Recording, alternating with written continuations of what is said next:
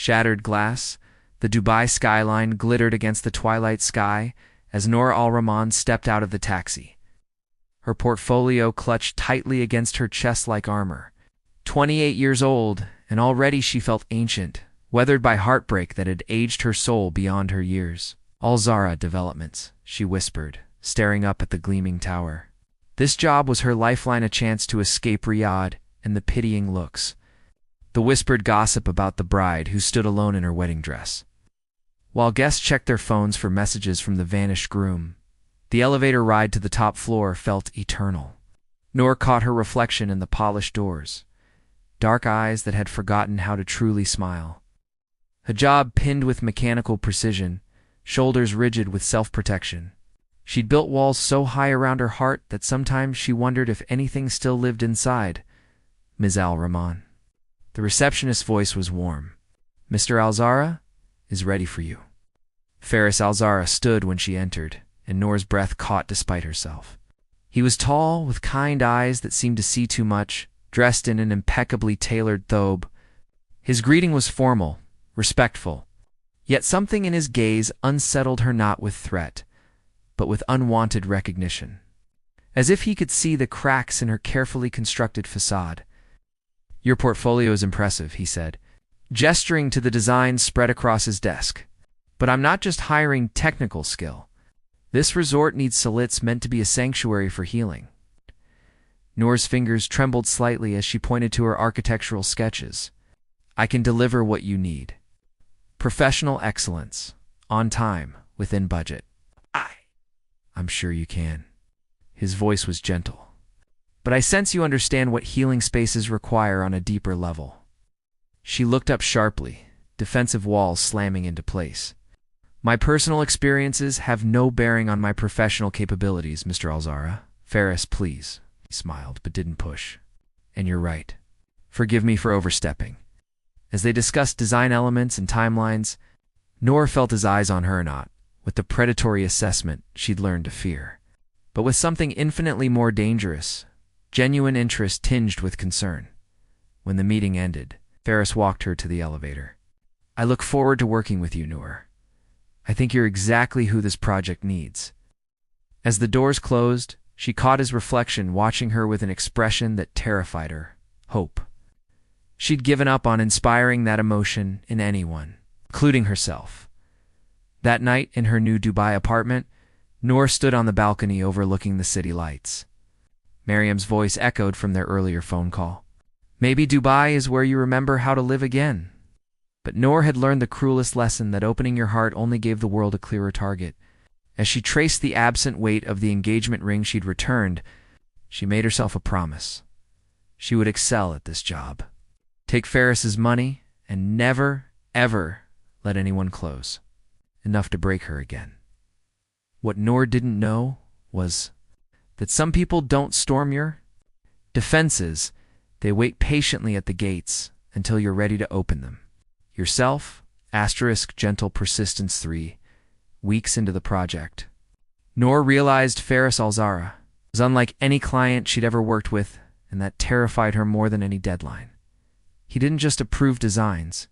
He asked about her inspiration. He didn't schedule meetings. He invited conversations. And worst of all, he noticed things. When she skipped lunch. When exhaustion shadowed her eyes. When her professional mask slipped for just a moment. You haven't touched your coffee, Faris observed during their Thursday design review. Rain drummed against the floor-to-ceiling windows of his office, creating an unexpectedly intimate cocoon. I'm fine, Noor replied automatically, adjusting her sketches to avoid his gaze. That's the third time you've said that today. His voice held no judgment, only quiet observation. Noor, the resort can wait 5 minutes while you breathe. Something in his tone cracked her composure. Why do you care? I'm delivering excellent work, ahead of schedule. Because excellent work created by someone running on empty eventually collapses. He moved around the desk, maintaining respectful distance.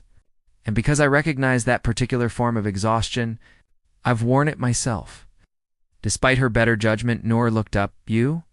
Faris settled into the chair beside her, not across.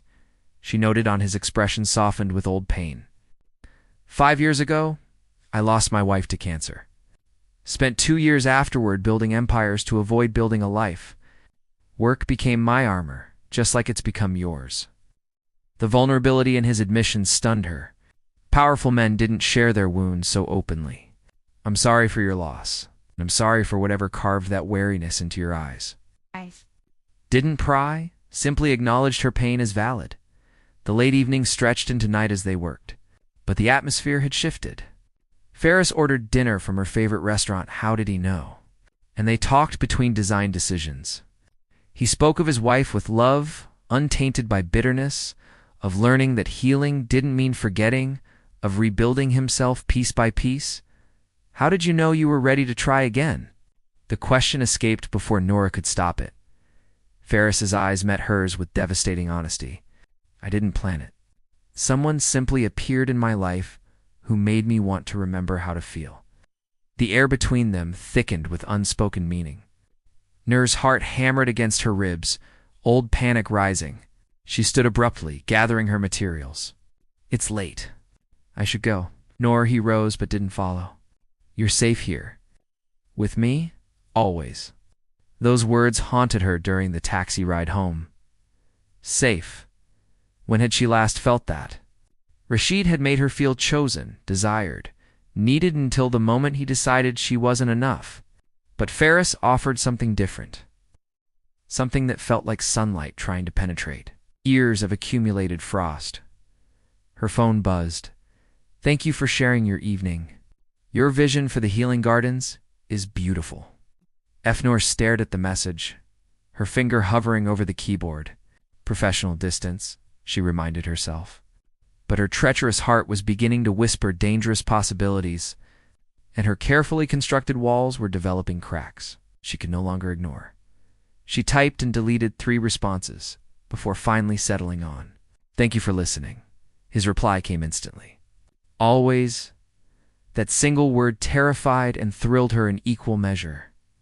Asterisk. Breaking barriers, the Abu Dhabi trip was supposed to be strictly business, a site visit to luxury resorts for inspiration. Noor told herself the flutter in her stomach had nothing to do with spending 3 days in close proximity to Ferris. The Sheikh Zayed Grand Mosque at sunset. Ferris suggested as their driver navigated the coastal highway. We should study how sacred spaces create emotional resonance. But when they stood together in the mosque's courtyard, bathed in golden light that transformed white marble into liquid amber, architecture became secondary. Ferris stood close enough that Noor could feel his warmth, yet maintained the respectful distance he always did, waiting, always waiting for her permission. It's breathtaking, she whispered. Yes, he agreed. But when she glanced sideways, he was looking at her. The professional facade she'd maintained for 6 weeks began crumbling. Every shared meal, every late-night design session, every gentle question about her day had been slowly dismantling her defenses. Ferris never pushed, never demanded. He simply existed in her space with such patient devotion that resistance felt increasingly exhausting. That evening, he'd arranged dinner in the desert, a private setup beneath a canopy of stars, far from the city's lights. Traditional lanterns cast dancing shadows across low cushions and elaborate dishes of makbous and honeyed desserts. This isn't just business research, Noor said quietly as they settled onto the cushions, the desert wind carrying the scent of frankincense. No, Ferris admitted, pouring fragrant tea. It's not. I'm courting you, Noor. Slowly, respectfully, but deliberately. Her breath caught. Ferris, you don't have to respond. I don't expect anything. His eyes reflected starlight. But I won't pretend my feelings are purely professional anymore. You've awakened something in me, I thought, died with Layla, the desire to build a future, not just buildings. I'm broken, she whispered, the confession tearing from somewhere deep. Rashid didn't just leave me at the altar. He destroyed my ability to trust, to believe I'm worthy of stop. Ferris moved closer, his hand hovering near hers, asking permission. When she didn't pull away, his fingers gently intertwined with hers. You're not broken. You're healing. There's a profound difference. Tears she'd suppressed for months threatened to surface. How can you be so patient? So kind? Men don't. Some men are fools. His thumb traced circles on her palm, the simple touch igniting nerves she'd thought numbed forever. Some men see a precious gift and treat it carelessly. But I've learned that the most beautiful things in life are worth waiting for. The desert night cocooned them in intimacy. Noor felt herself leaning toward him, drawn by gravitational forces she could no longer resist. When Ferris cupped her face with his free hand, his touch was reverent, questioning, "May I?" He whispered. Instead of answering, Noor closed the distance between them. The kiss was gentle, at first tentative, sweet, acknowledging all the broken pieces they both carried. Then something ignited. Ferris's hand slid into her hair as her fingers gripped his thobe, pulling him closer. The kiss deepened. Months of denied attraction pouring into this moment beneath eternal stars, when they finally broke apart. Both breathing heavily, reality crashed back. Panic seized Noor's chest. This was too much, too fast, too dangerous. "I can't." She pulled away, scrambling to her feet. "I'm sorry, I shouldn't have, Noor." Wait, but she was already walking toward the car, heart hammering, walls slamming back into place. Behind her, Ferris stood silhouetted against the lantern light. Not chasing, simply watching her run with an expression of infinite sadness and understanding. Some cages. Noor realized as tears finally fell, were built from the inside. Asterisk the storm and surrender the week following Abu Dhabi was torture. Noor threw herself into work, communicating with Ferris only through emails, each message clinically professional. He didn't push, didn't call, didn't show up at her apartment tan somehow. His absence hurt more than any pursuit would have. Then Rashid appeared. He was waiting in the lobby of her building on Thursday evening, looking exactly as he had the day he destroyed her. Charming smile, expensive suit. Confident posture of a man who'd never faced real consequences. Noor. Habibdi, he approached as if 2 years and a devastated bride meant nothing. "You look beautiful. Dubai suits you. What are you doing here?" Her voice was ice. "I made a mistake." He reached for her hand. She jerked away. "Walking away from you was the biggest regret of my life. I was scared, immature, but I've changed. We can start again? Start again?" Noor's laugh was brittle. "You left me standing in a wedding dress in front of 300 people. You didn't call? Didn't explain? You just vanished like our entire relationship meant nothing." Marriage felt too permanent, too real. Rashid's practiced contrition made her sick. "But I've grown. I'm ready now. We were perfect together? No, we weren't." The words emerged with startling clarity. "I was perfect for you, convenient, accommodating, molding myself into whatever you needed. But you were never willing to do the same. It's not fair, you're right. What's not fair is showing up now, expecting forgiveness you never asked for. It's offering change you should have managed before humiliating me publicly."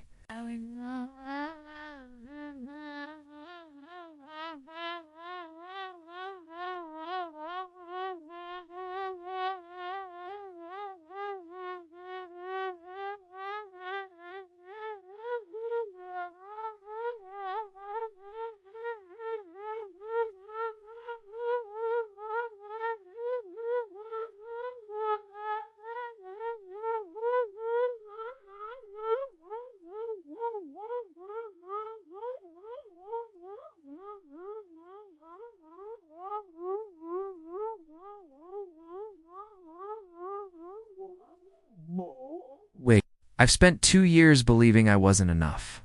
But the truth is, you weren't enough for me. Rashid's mask slipped, revealing familiar irritation. "Is there someone else? Is that what this is about?" Before she could answer, a familiar voice spoke from behind her. "That's none of your concern." Ferris stood in the lobby entrance, his expression calm but eyes blazing with protective fire. He didn't touch Noor, didn't claim her, simply positioned himself as quiet support. Rashid assessed him with obvious disdain. "And who are you?" "Someone who knows her worth." Ferris's voice was steel wrapped in silk. "Something you clearly never learned." "Noor, you're going to choose him?" "Some random I'm not choosing anyone," Noor interrupted, her voice clear and strong. I'm choosing myself. For the first time in my life, I'm choosing my own healing, my own happiness, my own pace. And that choice doesn't include you." She walked past Rashid without another glance, but paused beside Ferris. "Can we talk?" "Always," he said softly. They walked to a nearby garden, the evening call to prayer floating across the city. Noor's hands trembled as she sat on a bench, and Ferris sat beside her close, but not touching, waiting. "I ran from you because you terrify me," she began, words tumbling out. "Not because you're cruel or careless, but because you're everything I'm afraid to hope for. When you kissed me in the desert, I felt something I thought Rashid destroyed, the desire to risk everything again. And now," Ferris asked gently, "now, I realize I've been punishing myself for his failures, treating my heart like it's too damaged to deserve gentleness." She turned to face him, tears streaming freely. "But you've shown me that love doesn't have to hurt, that patience isn't weakness, that someone can see all my broken pieces and still choose to stay." Nora's voice cracked with emotion. "I'm still scared," she admitted. "I'm still healing, but I'm tired of letting fear make my decisions. I'm tired of running from the first person who's made me feel truly safe." Ferris cupped her face with both hands, his touch achingly tender. "I will spend every day proving you made the right choice. I will be patient with your fears, gentle with your heart, and devoted to your happiness. This I promise you." Their kiss was different from the desert, not desperate or questioning, but sure and deep, a promise being sealed. When Ferris's hand slid to her waist, pulling her closer, Noor went willingly, her fingers threading through his hair. The kiss spoke of hunger held in check for too long, of two wounded souls finding unexpected healing in each other's arms. "Come home with me," Ferris whispered against her lips. Noor's heart raced, but this time from anticipation rather than fear. Yes, his penthouse was a sanctuary of warm lighting and carefully curated art. But Noor barely noticed the decor as Ferris led her inside, his hand trembling slightly in hers, this powerful man nervous. "Wanting to get this right? You can just talk," he offered, ever patient. "There's no rush." Noor silenced him with a kiss, pouring 2 years of locked-away longing into the connection. "I don't want to wait anymore. I don't want fear to steal another moment." What followed was tender and passionate, hesitant and sure a dance of two people learning each other's rhythms. Ferris worshipped every inch of her with reverent touches and whispered endearments, patient even in desire, ensuring her comfort above his own need. When Noor finally surrendered completely, it wasn't just physical it was emotional walls crumbling, trust being rebuilt, a broken heart daring to beat fully again. In Ferris's arms, she discovered that intimacy could be safe, that vulnerability could be strength, that her scars didn't make her less worthy of devotion. Afterward, wrapped in silk sheets with Ferris's arms around her, Noor felt something she hadn't experienced in years: peace. "I love you," Ferris whispered into her hair. "Not despite your journey, but because of the strength it revealed. You're extraordinary, Noor al-Rahman." The first time since Rashid shattered her, Noor believed she might be. Building forever. 6 months later, the Al-Zahra Healing Resort stood as testament to collaborative vision. Soaring arches met intimate gardens. Modern luxury embraced traditional craftsmanship, and every detail whispered sanctuary. Noor stood in the grand lobby, watching final preparations for the opening ceremony. Her reflection in the polished marble showed a transformed woman, eyes bright with purpose, smile genuine and frequent, shoulders relaxed with hard-won confidence. The designer should take a moment to appreciate her masterpiece. Ferris's voice came from behind her, warm and familiar. She turned, her heart still skipping at the sight of him even after months together. "Our masterpiece." This was always a collaboration, in architecture and in life. He pulled her close, unconcerned with the staff bustling around them. Their relationship was no secret. Ferris declared his devotion publicly and proudly, never hiding his love behind professional propriety. The opening ceremony that evening was spectacular. Dignitaries, business partners, and press filled the resort. But Noor barely noticed the crowd. She was too busy watching Ferris navigate the room with practiced charm, always ensuring she was by his side, his hand frequently finding hers. During his speech, Ferris surprised everyone by calling Noor to the stage. "This resort exists because of an exceptional architect's vision," he began. "But more importantly, it exists as proof that broken things can be rebuilt into something more beautiful than before." He turned to face her fully, and Noor's breath caught as he lowered to one knee. Gasps rippled through the crowd. "Noor, O Rahman, you taught me that healing isn't about forgetting Panoots, about building something new while honoring what came before." He produced a ring ligand, understated, perfect. "You've rebuilt my heart while reconstructing your own. Will you marry me and let us design our forever together?" Tears blurred Noor's vision, but these were tears of joy, not sorrow. She thought of the broken woman who'd arrived in Dubai, armored and certain she'd never risk love again. She thought of Ferris's patient devotion, his gentle persistence, his unwavering belief in her worth. "Yes," she whispered, then louder for the crowd. "Yes." The ring slid onto her finger as Ferris stood, sweeping her into his arms for a kiss that earned thunderous applause. Against his lips, Noor smiled, truly, completely. Radiantly smiled.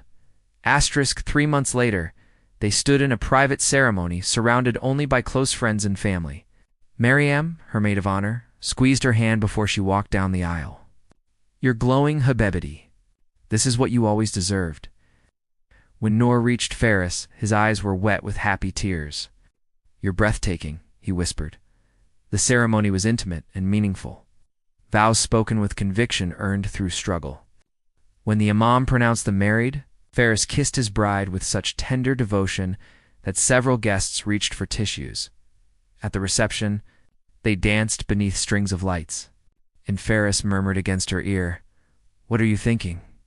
That I almost let fear steal this. That running away from you in the desert was the last time I'll run from happiness. And now,